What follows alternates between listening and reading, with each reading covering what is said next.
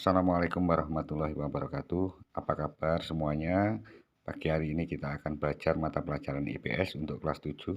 Pada pagi hari ini kita akan bahas masalah aktivitas manusia dalam memenuhi kebutuhan dengan materi kelangkaan dan kebutuhan manusia. Nah, kita tahu bahwa manusia itu dikenal sebagai makhluk ekonomi karena manusia selalu ingin memenuhi kebutuhannya.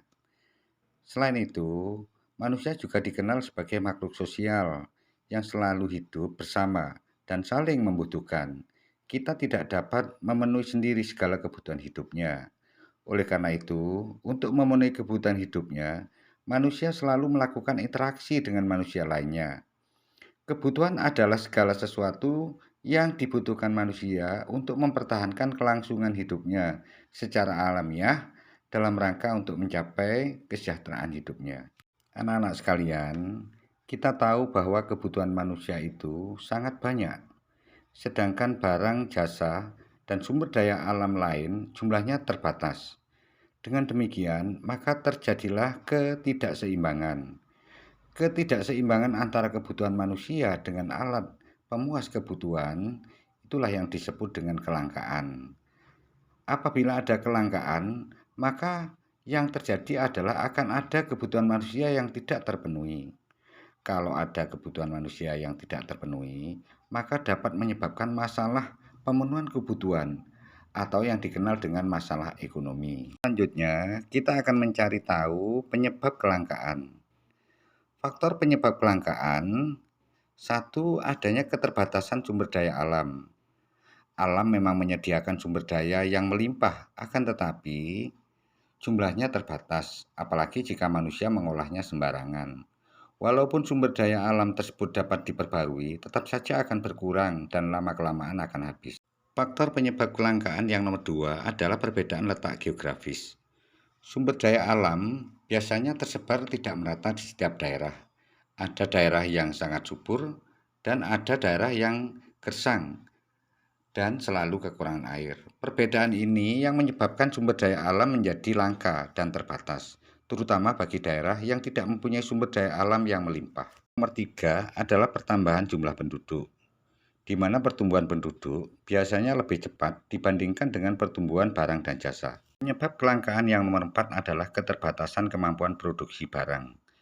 Kapasitas produksi perusahaan terbatas karena pekerja membutuhkan istirahat, libur, sakit, mengalami kebosanan dalam bekerja. Keterbatasan bahan baku atau sumber daya alam, sehingga jumlah produksi yang dihasilkan tidak sesuai dengan kebutuhan. Penyebab kelangkaan yang nomor 5 adalah bencana alam. Bencana alam dapat juga menyebabkan kelangkaan, misalnya banjir. Karena banjir, perusahaan tidak dapat menjalankan produksi karena mesin dan alat-alatnya rusak. Penyebab kelangkaan yang nomor 6 adalah perkembangan ilmu pengetahuan dan teknologi. Perkembangan pengetahuan dan teknologi mempunyai peran yang sangat penting, karena dengan menggunakan teknologi modern, maka perusahaan akan semakin cepat dalam memproduksi kebutuhan manusia. Oleh karena itu anak-anak, agar kebutuhan kita dapat terpenuhi dengan benar, maka sebaiknya dibuat skala prioritas. Apa itu skala prioritas? Skala prioritas adalah pemilihan pemenuhan kebutuhan dari yang terpenting hingga yang tidak penting. Misalnya, ada yang terpenting nomor 1 harus didahulukan dan begitu seterusnya. Selanjutnya, kita akan membahas masalah macam-macam kebutuhan, di mana macam-macam kebutuhan manusia menurut tingkatannya itu dibagi menjadi satu, ada kebutuhan primer atau kebutuhan pokok. Kebutuhan primer atau kebutuhan pokok adalah kebutuhan yang harus dipenuhi karena bila tidak dipenuhi maka akan mempengaruhi kelangsungan hidup. Adapun yang termasuk kebutuhan primer adalah sandang, papan, dan pangan. Dua adalah kebutuhan sekunder. Kebutuhan sekunder adalah kebutuhan yang dipenuhi setelah kebutuhan primer terpenuhi. Apabila kebutuhan ini tidak terpenuhi, maka tidak akan mengganggu kelangsungan hidupnya. Contoh kebutuhan sekunder seperti perabot rumah tangga, sabun, arloji, almari, dan lain-lain. Nomor 3 adalah kebutuhan tersier atau kebutuhan barang mewah. Adalah kebutuhan yang dipenuhi setelah kebutuhan primer dan sekunder terpenuhi.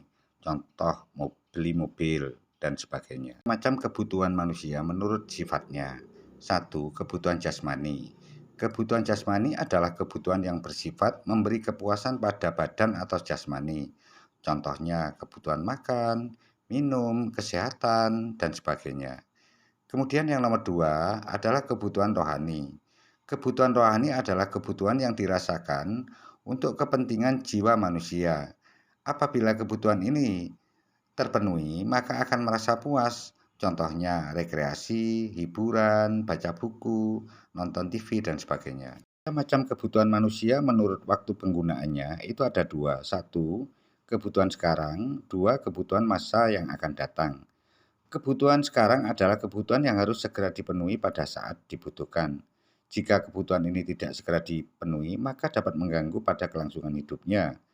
Contoh, makanan yang dibutuhkan oleh orang yang sedang lapar, dan sebagainya. Kemudian nomor 2, kebutuhan masa yang akan datang adalah kebutuhan yang pemenuhannya dapat ditunda pada masa yang akan datang. Contoh, uang tabungan bisa digunakan untuk biaya pendidikan masa depan anak-anak, uang tabungan untuk persiapan hari tua, dan sebagainya. Macam-macam kebutuhan manusia menurut subjeknya. 1. Kebutuhan individu. Kebutuhan individu adalah kebutuhan yang berhubungan langsung dengan perseorangan. Artinya, setiap orang kebutuhannya tidak sama. Contoh, makan, minum, sepatu, motor, dan sebagainya. Kemudian yang nomor 2, kebutuhan kelompok. Kebutuhan kelompok atau kolektif adalah kebutuhan yang dapat dirasakan oleh kelompok secara bersama-sama dan pemenuhannya juga dilakukan bersama-sama. Contoh kebutuhan jalan, sekolah, pasar, lapangan, dan lain-lain. Faktor-faktor yang mempengaruhi perbedaan kebutuhan. 1. Jenis kelamin. 2. Tingkat pendidikan. Yang ketiga, lingkungan alam. Faktor yang nomor 4 adalah kemajuan ilmu pengetahuan dan teknologi. Kemudian yang 5, tingkat pendapatan atau ekonomi. Faktor yang nomor 6 adalah status sosial atau kelas sosial. Faktor yang nomor 7 adalah perbedaan selera. Faktor yang nomor 8 adalah adat istiadat atau tradisi atau budaya. Sekian pembelajaran hari ini, semoga bermanfaat. Dan sampai jumpa kembali pada pembelajaran lanjutannya. Jangan lupa terus dibaca dan dipahami. Wassalamualaikum warahmatullahi wabarakatuh.